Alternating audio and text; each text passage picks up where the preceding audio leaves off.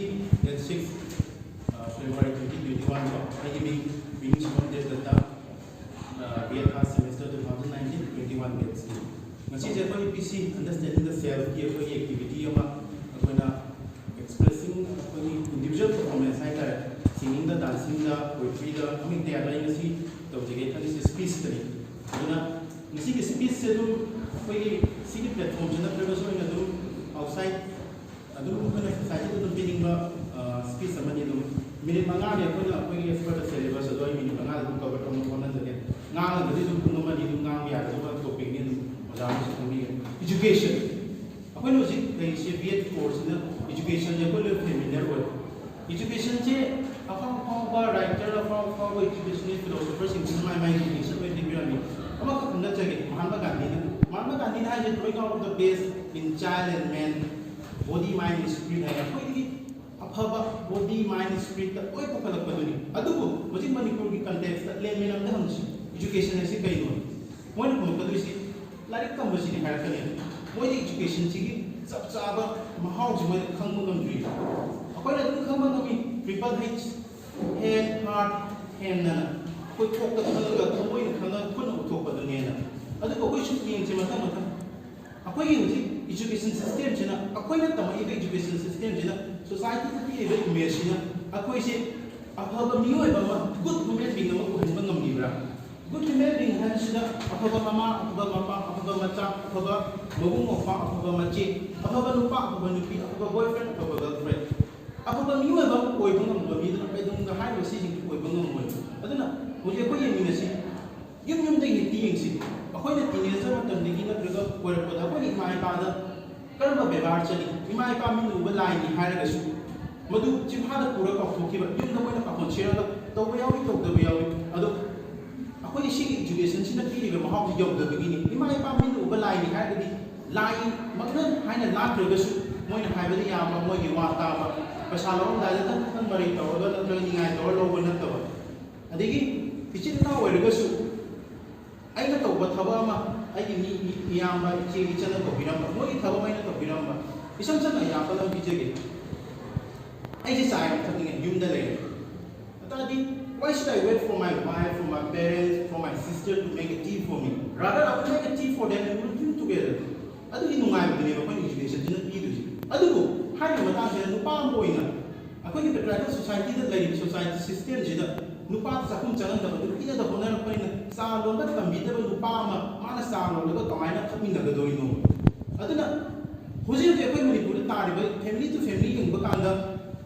Nuki nak tuai cakung ini pun nak berani. Pasti calon itu hebat. Atau dia masih depend tahu kita layan dia pun sih. Atau na, ujian ini aja di sini. Semuanya dari itu kali ini pahit hebat tu matu ini. Aku ini nobody uzama, nobody parents sama gue kado ini na. Aku ini sendu apa? Sendu apa? For the next generation, sih nani sih. Matu tahu itu ini. Family orang, society tu mungkin ini sih. Jadi society aku ini bila bisa ketemu itu ini. Pesa payah apa? Like isu hiri na hari apa? Tapi acau tu bersih. Magi latar ni bakar sedikit kumla secara kumla aku cuma dong betul isu itu. Kuasa aku tahu aku betul ini. Ada Facebook tu post tu tengah nak beri like ni berapa nak? Hatta pun dong beri like ni terba pergi janitor saya atau pergi sweeper sih kita luasin dua ni nak. Tapi yang pasal apa pun, kayak tu pun dong tu ni apa? Ayo ayo cara tu, ayo hubung lah pun pergi dong berapa? Atau lagi public place ko sila kodan kado itu foto kado ino kumlam tu kado ino. Adi ka mungkin sih ini ang mga demonstration tengan di marketer hunji marketer 1 2 3 ko. Leverage the be moinu ko ini mingati thole marketer country. Adu hunji should just be yung fan tube light ay thara le bane. Mana ko police tika taw sing khang dia. Moi ki public responsibility je lay dia. Thala no may machine na off to bodo ni have je mo complain karina. Mo ita kita yung education system sih. Lain na tadi mawalog dihan. Ada nga mo, sorte sih dia naman tuwa sih. Mawalog na tadi na mawalog tayo. Kaka na ni suwen. Mi do hana facet to ay pigi. Pero may ambulance ka wala sa hospital ni habe ni wakan sila yung Hoy, kung higher na koy tawag din to may habe na ti. Ado education ni kazaba mahaw si kanga hospital ko kiba suyaw na dibo. Hoy, no manara ga di tawag di. Sih tak school sih education hairaga education yang umum dimaksud panggil yung dari society spread tꯧꯔꯛꯄꯅꯤꯅ school system da soirꯛꯄꯗꯒꯤ ꯁꯤꯁꯤ ꯂꯥꯛꯄꯅꯦꯕ ꯑꯃꯒ ꯑꯃꯨꯛ ꯍꯥꯏꯖꯒꯦ ꯑꯩꯈꯣꯏ ꯆꯥꯛꯆꯥ ꯍꯩꯖꯥꯟꯅꯕꯗ ꯃꯅꯤꯄꯨꯔꯗ buffet system ꯂꯩꯇꯦ ꯐꯖ ꯐꯖꯕ ꯔꯦꯁꯇꯨꯔꯦꯟ ꯍꯣꯇꯦꯜꯗ ꯂꯩꯕꯒꯤ ꯋꯥꯅꯤ ꯆꯥꯛꯀꯧꯕꯅꯤ ꯈꯪꯗꯦ ꯎꯁꯣꯞꯀꯤ ꯆꯥꯛ ꯆꯥꯕꯅꯤ ꯈꯪꯗꯦ ꯆꯥꯛꯁꯤ ꯊꯤꯔꯅꯤ ꯑꯩꯈꯣꯏ ꯐꯝꯃ ꯄꯨꯂꯞ ꯆꯥꯃꯤꯟꯅꯔꯅꯤ ꯌꯥꯝ ꯐꯖꯩ ꯃꯁꯤꯒꯤ ꯀꯜꯆꯔꯁꯦ ꯑꯗꯨꯕꯨ ꯆꯥꯛꯁꯦ ꯑꯗꯨꯝ ꯂꯣꯏ ꯂꯦꯝꯍꯜꯂꯅꯤ ꯑꯩꯅ ꯆꯥꯅꯤꯡꯗꯕ ꯃꯔꯣꯏ ꯊꯣꯡꯕꯗꯣ ꯍꯥꯞꯍꯜꯂꯒ ꯀꯩꯗꯧ ꯂꯦꯝꯍꯟꯗꯣꯏꯅꯣ ꯁꯔꯞ ꯇꯧ ꯂꯥꯛꯏꯗꯅ ꯍꯥꯞꯄꯛꯀꯦ ꯍꯥꯏꯕ ꯆꯥꯅꯤꯡꯗꯕ ꯄꯣꯠꯇꯤ ꯂꯧꯕꯤꯒꯅꯨ ꯄꯨꯈꯝꯁꯦ ꯂꯣꯏ ꯂꯦꯝꯒꯅꯤ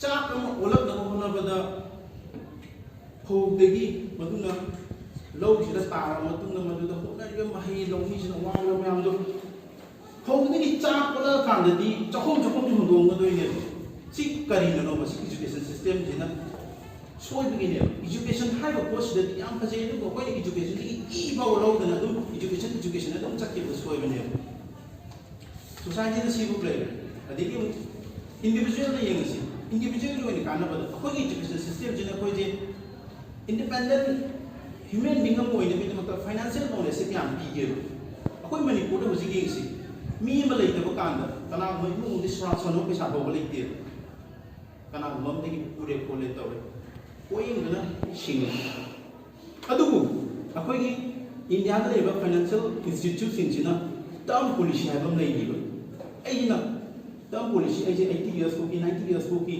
ꯄꯣꯂꯤꯁꯤ ꯑꯃ ꯌꯥꯎꯔꯒ ꯀꯩꯒꯨꯝꯕ ꯄꯩꯁꯥ ꯊꯤꯔꯒꯗꯤ ꯏꯐ ꯑꯩꯁꯤꯅ ꯅꯦꯆꯔꯦꯜ ꯗꯦꯠꯇꯀꯣ ꯁꯨꯁꯥꯏꯠ ꯀꯨꯝꯕꯅꯗꯤ ꯃꯣꯏꯁꯦ ꯈꯔꯗꯤ ꯑꯗꯨꯒꯤ ꯃꯇꯨꯡꯗ ꯁꯤꯔꯒꯗꯤ ꯑꯩꯁꯦ ꯑꯩꯒꯤ ꯗꯤꯄꯦꯟꯗꯦꯟ ꯑꯣꯏꯕ ꯃꯤꯁꯤꯡꯁꯤꯅ ꯑꯦꯠꯂꯤꯁ ꯐꯥꯏꯅꯥꯟꯁꯤꯌꯦꯜ ꯂꯣꯁ ꯐꯥꯏꯅꯥꯟꯁꯤꯌꯦꯜꯒꯤ ꯑꯋꯥꯕꯗꯣ ꯂꯩꯇꯅꯕ ꯑꯩꯅ ꯁꯤꯈꯤꯕꯒꯤ ꯑꯋꯥꯕ ꯂꯩꯔꯒꯗꯤ ꯐꯥꯏꯅꯥꯟꯁꯤꯌꯦꯜꯒꯤ ꯑꯋꯥꯕꯗꯣ ꯂꯩꯇꯅꯕ ꯇꯔꯝ ꯏꯟꯁꯨꯔꯦꯟꯁꯁꯦ ꯌꯥꯎꯍꯜꯂꯦ ꯁꯤꯁꯤꯅ ꯃꯤ ꯑꯃ ꯂꯩꯇꯕ ꯀꯥꯟꯗ 50 lakhs 1 crore ꯍꯧꯖꯤꯛ ꯑꯌꯥꯝꯕ ꯑꯁꯤꯡꯕ ꯁꯤꯡꯗꯤ ꯇꯔꯝ ꯏꯟꯁꯨꯔꯦꯟꯁꯁꯦ 2 lakhs 5 lakhs 5 crores ꯀꯤꯒ ꯌꯥꯎꯔꯤꯕ ꯍꯣꯏ ꯁꯤꯁꯤꯅ ꯈꯪꯉꯛꯑꯒ ꯍꯥꯠꯇꯣꯛꯅꯕ ꯈꯣꯠꯇꯣꯛꯄꯅ ꯑꯇꯣꯞꯄ ꯁꯦꯟꯁ ꯑꯗꯨ ꯃꯅꯤꯄꯨꯔꯗꯗꯤ ꯃꯤ ꯑꯃ ꯂꯩꯇꯕꯗ ꯕꯤꯂꯣ ꯑꯦꯚꯔꯦꯖ ꯐꯦꯃꯤꯂꯤ ꯑꯃꯗ ꯁꯣꯔꯥꯖ ꯐꯣꯟ ꯄꯩꯁꯥ ꯂꯩꯇꯦꯕ ꯁꯣꯔꯥꯖꯁꯦ ꯍꯧꯖꯤꯛꯀꯤ ꯃꯇꯝꯗ 50,000 1 lakh ꯃꯌꯥ ꯆꯪꯕꯁꯦ ꯃꯤꯉꯣꯟꯗ ꯄꯣꯌꯦꯡꯗ ꯁꯤꯡꯉꯤ ꯑꯗꯨꯁꯨ ꯑꯃꯨꯛ ꯐꯤꯔꯣꯏꯒꯤ ꯄꯩꯁꯥ ꯑꯃꯨꯛ ꯈꯥꯛꯀꯗꯣꯏꯅꯤ ꯍꯥꯏꯗꯤ ꯌꯥꯝꯅ ꯅꯨꯡꯉꯥꯏꯇꯕ ꯑꯗꯒꯤ ꯑꯃꯨꯛ ꯁꯤ ꯅꯠꯇꯕꯗ ꯑꯃꯨꯛ ꯍꯦꯜꯊ ꯏꯟꯁꯨꯔꯦꯟꯁ ꯃꯅꯤꯄꯨꯔꯗ ꯍꯦꯜꯊ ꯏꯟꯁꯨꯔꯦꯟꯁ ꯌꯥꯎꯕ ꯃꯤꯁꯤ ꯂꯩꯇꯦ ꯃꯁꯤ ꯑꯣꯏꯅ ꯊꯤꯕꯗꯤ ꯌꯥꯝ ꯍꯟꯊꯅꯤ ꯑꯩꯁꯦ ꯁꯔꯀꯥꯔꯤ ꯊꯕꯛ ꯇꯧꯔꯒꯗꯤ ꯑꯩꯈꯣꯏ ꯅꯥꯔꯛ ꯌꯦꯜꯂꯒꯁꯨ ꯑꯩꯒꯤ ꯕꯣꯔꯗ ꯐꯝꯃꯒ ꯑꯩꯒꯤ ꯔꯤꯏꯝꯕꯔꯁ ꯐꯪꯅꯤ ꯍꯥꯏꯕ ꯑꯗꯨꯅ ꯑꯟꯗꯔꯗ ꯁꯦꯟꯁ ꯑꯃꯅꯤ ꯑꯗꯨꯕꯨ ꯑꯩꯈꯣꯏꯒꯤ ꯐꯥꯏꯅꯥꯟꯁꯤꯌꯦꯜ ꯏꯟꯁꯇꯤꯇ꯭ꯌꯨꯠꯁꯤꯡꯁꯤꯅ ꯄꯤꯔꯤꯕ HDFCꯅ ꯄꯤꯔꯤꯕ ꯑꯗꯒꯤ ꯇꯥꯇꯥ ꯕꯤꯔꯂꯥꯅ ꯄꯤꯔꯤꯕ ꯑꯗꯤꯇ꯭ꯌ ꯕꯤꯔꯂꯥꯅ ꯃꯌꯥꯝ ꯂꯩꯔꯤꯕ ꯀꯝꯄꯅꯤꯁꯤꯡꯁꯤꯅ ꯄꯤꯔꯤꯕ ꯀꯥꯟꯅꯕꯁꯦ ꯑꯩꯈꯣꯏ ꯑꯦꯋꯦꯌꯔꯅꯦꯁ ꯂꯩꯇꯦꯕ ꯑꯗꯨꯅ ꯔꯤꯂꯦꯕꯜ ꯂꯧꯗ꯭ꯔꯤꯁꯤ ꯃꯤ ꯑꯃ ꯅꯥꯔꯛꯄꯗ ꯃꯉꯣꯟꯗ ꯆꯪꯉꯤꯕ ꯑꯦꯛꯁꯄꯦꯟꯁꯦꯁ ꯃꯌꯥꯝꯁꯦ ꯂꯧ ꯍꯤꯡꯒꯣꯜ ꯌꯣꯟꯕꯒꯤ ꯐꯤꯕꯝꯅꯦꯕ ꯀꯔꯤꯅ ꯏꯖꯨꯀꯦꯁꯟ ꯁꯤꯁꯇꯦꯝꯁꯤꯅ ꯁꯣꯏꯕꯒꯤꯅꯦꯕ ꯂꯥꯏꯔꯕꯗ ꯍꯧꯖꯤꯛ ꯁꯔꯀꯥꯔꯅ ꯆꯤꯐ ꯃꯤꯅꯤꯁꯇꯔꯒꯤ ꯍꯛꯁꯦꯜꯒꯤ ꯇꯦꯡꯕꯥꯡ ꯀꯥꯏꯅ ꯇꯧꯔꯤ ꯑꯗꯨꯁꯨ 50-50 ꯕꯣꯟ ꯇꯧꯏ ꯍꯦꯜꯊ ꯏꯟꯁꯨꯔꯦꯟꯁ ꯌꯥꯎꯔꯒꯗꯤ 10 lakh ꯀꯚꯔ ꯇꯧꯔꯒꯗꯤ 5 lakh ꯆꯪꯕꯗꯣ 5 lakh ꯑꯗꯨꯝ ꯔꯤꯏꯝꯕꯔꯁ ꯂꯥꯛꯀꯗꯕꯅꯤ ꯃꯥꯒꯤ ꯄ꯭ꯔꯣꯁꯤꯗꯤꯌꯣꯔꯗꯣ ꯈꯪꯕ ꯑꯦꯋꯦꯌꯔꯅꯦꯁ ꯂꯩꯇꯕꯅꯤ ꯑꯩꯈꯣꯏ ꯇꯧꯗꯕꯅꯦꯕ ꯑꯗꯒꯤ ꯑꯃꯨꯛ ꯁꯤ ꯂꯣꯏꯔꯒ ꯃꯇꯝꯗꯤ ꯈꯤꯇꯪꯗꯤ ꯍꯦꯟꯗꯣꯔꯦ ꯈꯤꯇꯪ ꯍꯥꯏꯖꯍꯧꯒꯦ ꯁꯣꯁꯤꯌꯦꯜ ꯃꯤꯗꯤꯌꯥꯗ ꯍꯥꯏꯔꯁꯤ ꯁꯣꯁꯤꯌꯦꯜ ꯃꯤꯗꯤꯌꯥꯁꯤ ꯍꯧꯖꯤꯛ ꯋꯥꯟ ꯑꯣꯐ ꯗꯤ ꯕꯤꯒꯦꯁ ꯃꯦꯗꯤꯌꯥꯅꯤ ꯑꯩꯈꯣꯏ ꯈꯨꯗꯤꯡꯃꯛꯇ ꯁ꯭ꯃꯥꯔꯠꯐꯣꯟ ꯄꯥꯏ ꯑꯩꯈꯣꯏ ꯈꯨꯗꯤꯡꯃꯛ ꯂꯣꯏ ꯁꯣꯁꯤꯌꯦꯜ ꯃꯤꯗꯤꯌꯥꯁꯦ ꯑꯦꯛꯁꯦꯁ ꯇꯧꯏ ꯑꯗꯨꯕꯨ ꯁꯣꯁꯤꯌꯦꯜ ꯃꯤꯗꯤꯌꯥꯁꯤ ꯆꯨꯝꯅ ꯑꯦꯛꯁꯦꯁ ꯇꯧꯕ ꯉꯝꯗꯦꯕ ꯀꯅꯥꯒꯨꯝꯕ ꯈꯤꯇꯪ ꯐꯠꯇꯕ ꯂꯥꯛꯄ ꯇ꯭ꯔꯣꯜ ꯇꯧꯅꯕ ꯍꯣꯠꯅꯕ ꯐꯖꯕ ꯃꯦꯁꯦꯖꯇꯣ ꯂꯧꯔꯒ ꯏꯟꯁꯄꯥꯌꯔ ꯑꯣꯏꯅꯕꯗꯤ ꯍꯣꯠꯅꯗꯕ ꯁꯤꯁꯨ ꯀꯔꯤꯅꯣ ꯏꯖꯨꯀꯦꯁꯟ ꯁꯤꯁꯇꯦꯝꯁꯤꯅꯅꯦ ꯏꯖꯨꯀꯦꯁꯟ ꯁꯤꯁꯇꯦꯝ ꯍꯥꯏꯔꯤꯁꯦ ꯑꯩꯈꯣꯏꯒꯤ ꯁꯤꯁꯇꯦꯝꯁꯤꯗ ꯑꯩꯅ ꯉꯁꯥꯏ ꯍꯥꯏꯖꯕꯗ ꯏꯖꯨꯀꯦꯁꯟꯒꯤ ꯏꯁꯤꯐꯥꯎ ꯂꯧꯗ꯭ꯔꯦꯕ ꯑꯣꯜ ꯔꯥꯎꯟ ꯗꯦꯕꯂꯞꯃꯦꯟ ꯑꯩꯈꯣꯏꯒꯤ ꯄꯤꯁꯐꯨꯜ ꯍꯥꯔꯃꯣꯅꯤ ꯑꯣꯏꯅ ꯑꯩꯈꯣꯏ ꯄꯨꯟꯅ ꯂꯩꯃꯤꯟꯅꯅꯕꯒꯤ ꯄꯤꯕ ꯌꯥꯔꯤꯕ ꯏꯖꯨꯀꯦꯁꯟꯁꯦ ꯂꯧꯗꯕꯒꯤꯅꯦꯕ ꯑꯗꯨꯅ ꯂꯣꯏꯁꯤꯜꯂꯛꯄꯗ ꯑꯩꯅ ꯍꯥꯏꯖꯅꯤꯡꯉꯤꯁꯤ ꯍꯧꯖꯤꯛ ꯂꯩꯔꯤꯕ ꯑꯩꯈꯣꯏꯒꯤ ꯏꯆꯥ ꯏꯁꯨꯒꯤ ꯖꯦꯅꯦꯔꯦꯁꯟꯗꯗꯤ ꯑꯩꯈꯣꯏꯅ ꯑꯣꯖꯥ ꯑꯃ ꯑꯣꯏꯔꯀꯥꯟꯗ ꯑꯩꯈꯣꯏꯅ ꯄꯦꯔꯦꯟꯁ ꯑꯃ ꯑꯣꯏꯔꯀꯥꯟꯗ ꯁꯤꯒꯤ ꯑꯦꯋꯦꯌꯔꯅꯦꯁ ꯃꯌꯥꯝꯅ ꯁꯤꯒꯤ ꯏꯖꯨꯀꯦꯁꯟ ꯍꯥꯏꯔꯤꯕꯒꯤ ꯑꯆꯨꯝꯕ ꯋꯥꯍꯟꯊꯣꯛꯁꯤ ꯄꯤꯔꯒ ꯖꯦꯅꯦꯔꯦꯁꯟꯁꯤꯃꯗꯤ ꯐꯖꯕ ꯂꯝꯕꯤꯗ ꯄꯨꯔꯝꯃꯁꯦꯅ ꯍꯥꯏꯔꯒ ꯂꯣꯏꯁꯤꯟꯖꯒꯦ ꯊꯦꯡꯛ ꯌꯨ